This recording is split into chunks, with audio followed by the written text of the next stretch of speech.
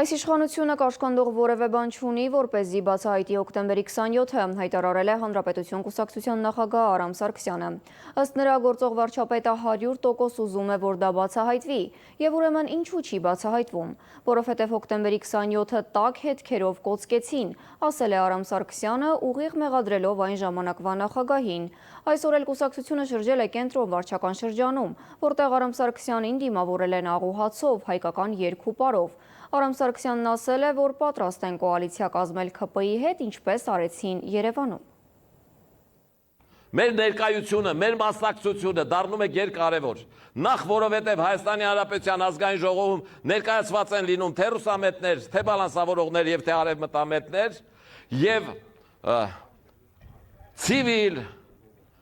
աշխատանքի վերաբերվող բանավեճ է լինում։ Երկրորդ նույն եվրոպացին ու արևմուտքը տեսնում է, որ հայ մարդը իր քվեով ապացուցեց, որ ինքն ուզում է եվրոպական ընտանիքի անդամ դառնալ, որ ինքն ուզում է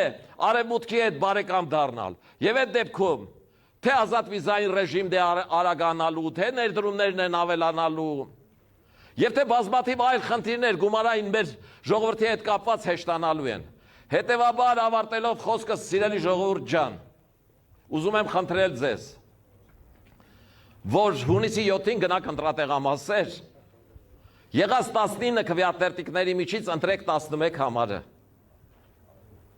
Ընտրեք 11 համարը եւ ձեր քվեն տակ մեզ։ Ինչու՞։ Որովհետեւ ձեր թաղի տղա Ռոմանի հետ